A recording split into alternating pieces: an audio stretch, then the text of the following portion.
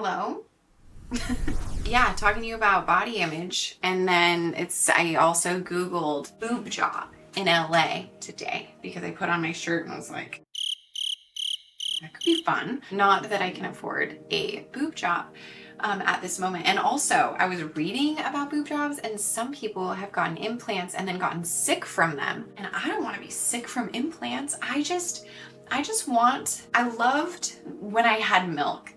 When the milk. Anyway, if you have never had boobs and then you had a baby and that was your first experience, you know exactly what I'm talking about. It's a joy and a delight to end up having boobs. And then when they go away again, it's just a little sad. But also, they went away, but I still look like I nursed 3 kids because I did. I was taking a shower with my children not too long ago, and one of them said, why does everything on you point down? like these girls and my belly button. And I was like, because of you, babe. Because of you guys, my pride and joy. So anyway, that's how we're doing over here. I want to make a video about our bodies, and it's because it's something that affects all of us. It's something we think about. It affects how we feel. It affects whether or not we are confident on any given day. My friend, she's going through a health issue and it caused her to gain weight. And she's like, man, I feel like when I'm getting ready, like, what's the point? Nothing that I put on is going to make me feel as good as I would feel if this weight wasn't on my body. And yeah, I know. I also heard from another friend, she was pregnant and she was gaining weight every week as she's supposed to because she's growing a beautiful baby and she's doing an excellent job. And she said she was panicking and that she didn't want to leave the house because she was so consumed with her weight. I wish that this was just specific to having babies, as if it's like, it's an isolated thing. You won't feel it unless you're becoming a mom. The rest of you, you're free. Well done.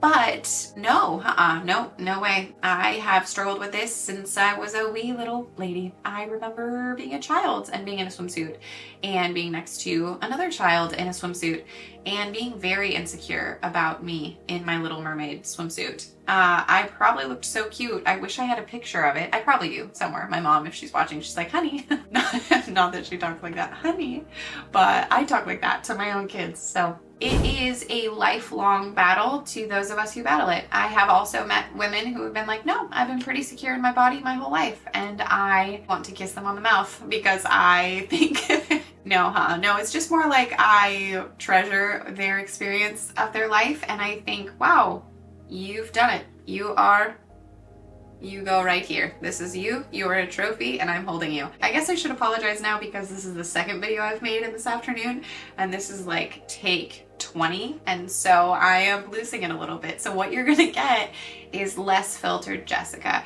But I think that's great because my YouTube views are down anyway. So the people watching are probably my good friends who have already had this version of me in our friendship together. I always associated a perfect body to me feeling loved and happy. That was like my main, like, if I could just look like this, then surely I will feel whole and happy and rich on the inside. Yeah, it was my kind of secret desire all throughout my teenage years was to have a beautiful, perfect body. I had a beautiful body.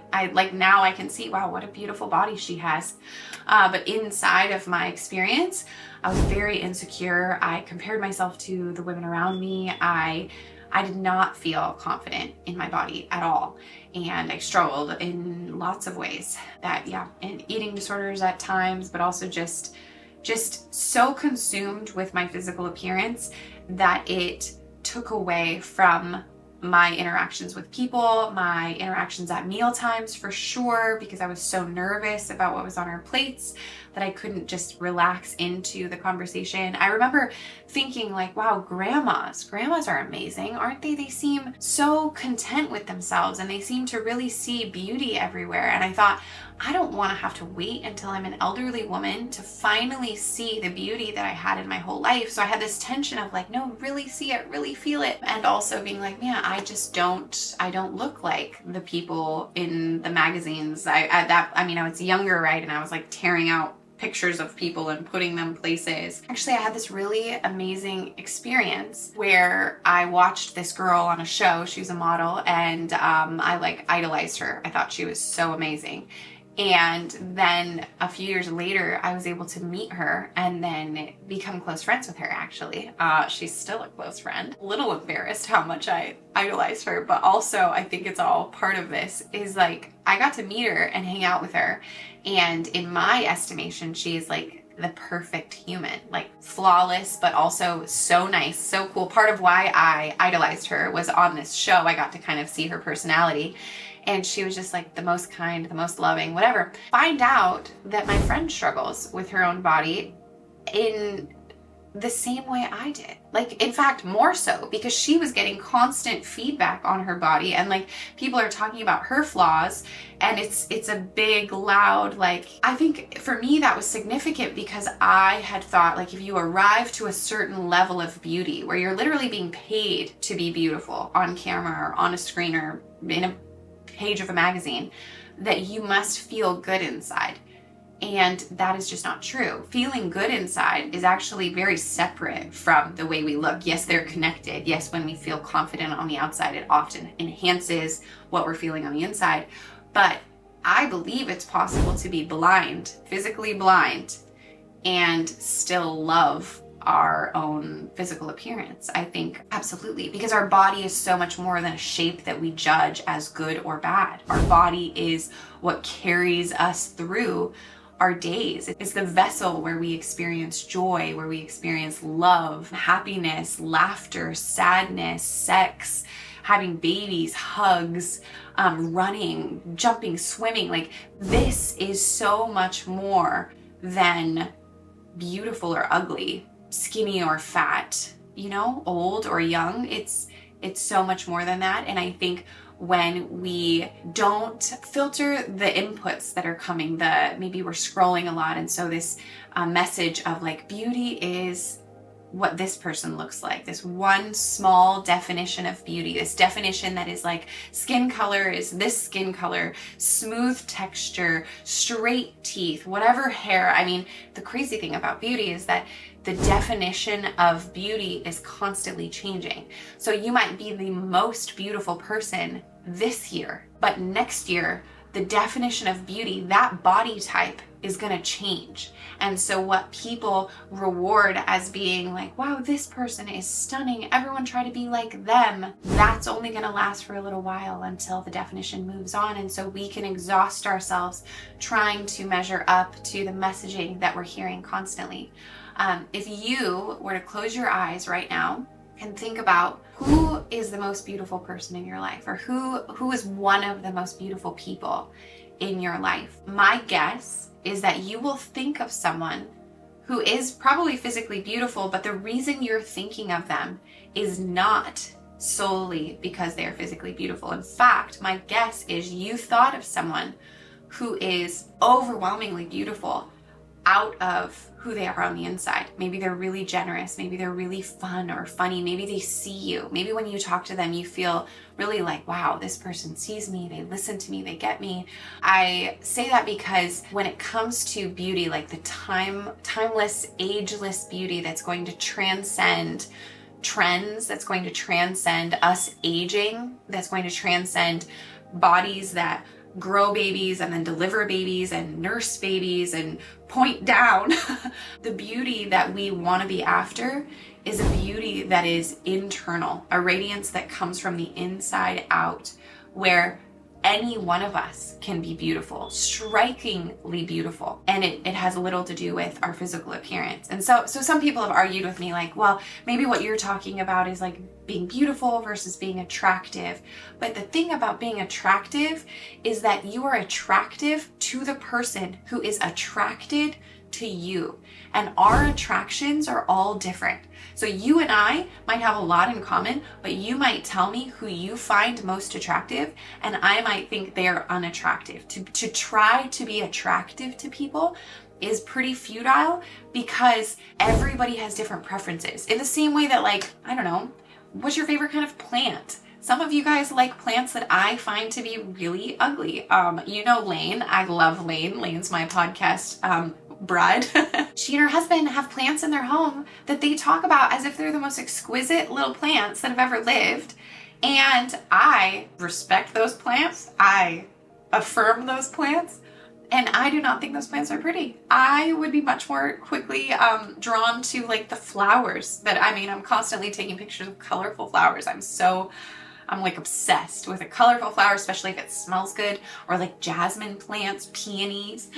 Okay, what I'm saying is Lane isn't wrong. She's right. The plants that she loves, they are actually that lovable. I am just not attracted to that style. I'm attracted to a different style. If we live our lives trying to be attractive to people, we are chasing the wind. We're running after something that isn't even real. If we're trying to measure up to some standard out there, that's also a bit like chasing the wind. Those models, I have good friends who are models who work for great brands, have had incredible careers. One of them, she was telling me that she modeled for a big company. You probably wear their stuff regularly. She modeled for them month after month after month after month after month after month until one day she goes into her job that she had been working for over a year. They loved her and they were like, you know what? I think your shoulders are too broad. So, okay, so we're not going to use you anymore. We're going to use this girl. And that was the end. That was the end of her big, beautiful career with that company. All because her shoulders were too broad. The things that we need to be after when it comes to beauty, if we're going to have any sort of peace of mind around the topic, need to be the intrinsic stuff of our insides. I say that as someone who would love to get fillers sometime perhaps in my face. Definitely Google the boob job, as I said. The rub of this topic is that I actually believe everything I'm saying. I actually really think that if we don't pursue timeless beauty, which is more about who we are on the inside, then we will never feel beautiful. And I believe it so much that I think that even if we didn't do that and we just went and did everything we could to look like Hailey Bieber, and we look exactly like we're just a picture of perfection, okay? But we haven't worked on our inside stuff. So we're just hideous people. We are selfish, self-seeking. We don't see you when you're in the room. We are caught up by our own beauty. I don't know that we'll be described as beautiful to people who actually get the opportunity to interact with us. On the topic of Hailey Bieber, I have heard from people who know her close hand that she actually is beautiful in the way that she lives. So yes, she has the physical appearance thing down, but more than that, it is who she is that makes her a beautiful person. If we don't focus on our internal stuff and we only focus on the external, so we're constantly changing our bodies, trying to morph it into whatever thing that we have defined as beauty, we are always going to feel lost. We're going to end up in this weird thing that you see sometimes where people have like total dysmorphia about themselves, where they constantly feel fat even when they're thin, which I don't mean to speak lightly about something that's actually like a very severe problem and probably requires professional help to get out of. I think I kind of had that. I definitely went to counseling for this, and I met with a nutritionist about it because I had some warped beliefs around food a while ago. This would be over 10 years ago. And I had to get real help because the thing is, you are no longer living in reality.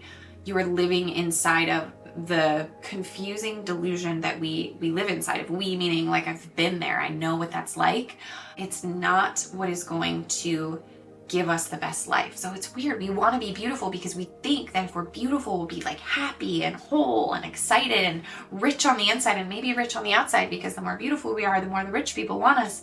And then you find out that obsessing over your body is actually stealing the joy from your day-to-day life. And we don't want to do that. So we want to find a balance where we pursue health for our bodies, because health for our body is absolutely necessary for living the life we were designed to live. So we want to eat nourishing food. We want to move our bodies so we can have clear thoughts and flexibility, and we want to move our bodies because that's the right thing to do. And we also want to be gentle on ourselves when it comes to our bodies changing, our bodies aging, our bodies taking on the shape, whatever the shape is. And as a mom who struggles with insecurity pretty frequently, I really make sure that I don't verbalize my own insecurities in front of my kids. It's because my kids identify with me, right? They see themselves as like a part of me. So if I tell them, oh my gosh, you're so beautiful, you're so precious, you're so cute, and then I get in front of the mirror with them standing there and I'm like, oh, I'm so fat, I'm so this, I'm so old, I'm so that, they hear it as they are like that too, because they also know that they look like me. But even if they don't look like me, they identify as me. We're a team. And I remember this being true in my own life. I remember my mom struggling with her own appearance and speaking certain things out. And then suddenly I was so insecure on my own body about those things because my body resembled her body in those ways. I don't blame my mom. I think she did the best she could, and she probably was modeled that same thing. But what I know now is that we can do it differently for our own kids. If we are obsessing over our physical appearance, if we are obsessing over our food, they catch that stuff. There's a weird kind of contagious element to this. It's even to the point where if you and I walk into a bathroom and there's a bunch of women there and somebody goes, oh my gosh, I look like shit, then suddenly the whole tone of the room changes. And what you'll find pretty quickly is that everybody's gonna start speaking out like, oh yeah, my skin looks this. Oh my gosh, nobody told me my hair looked like that. Oh my gosh, my teeth, my blah, blah, blah.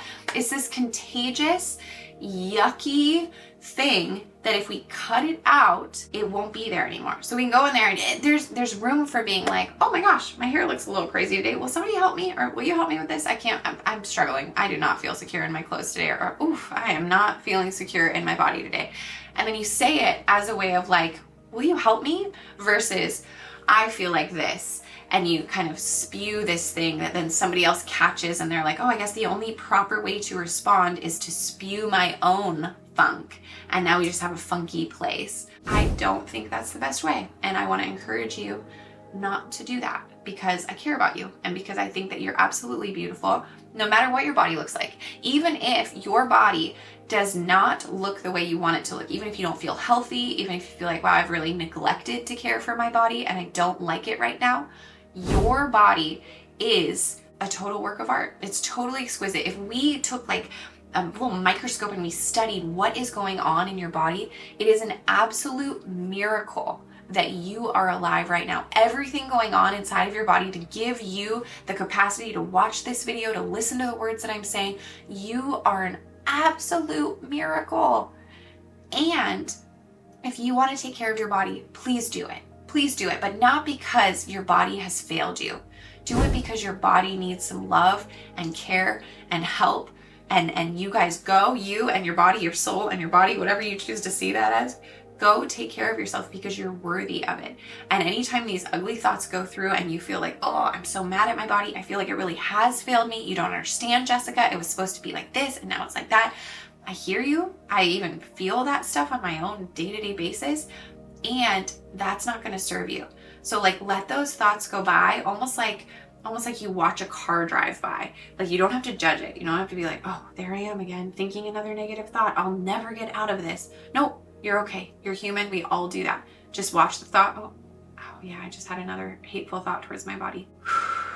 Okay. All right. Nope. I like my body, or rather, I'm thankful for my body. And I'm going to choose to learn to love my body. And then you go take care of yourself. And then in doing it, maybe you start calling out beauty you see in other people. Become the weird girl. Become me. I am definitely the weird person who's like, oh, you look so beautiful. Or like, have you seen the movie Enchanted where she's like overly complimentary to people when she sees them? I have some friends who, when they saw that, they were like, oh my gosh, it's like Jessica when she goes out. I am like that. And I think that it's maybe me countering my own darkness is just by trying to be speaking out light all the time.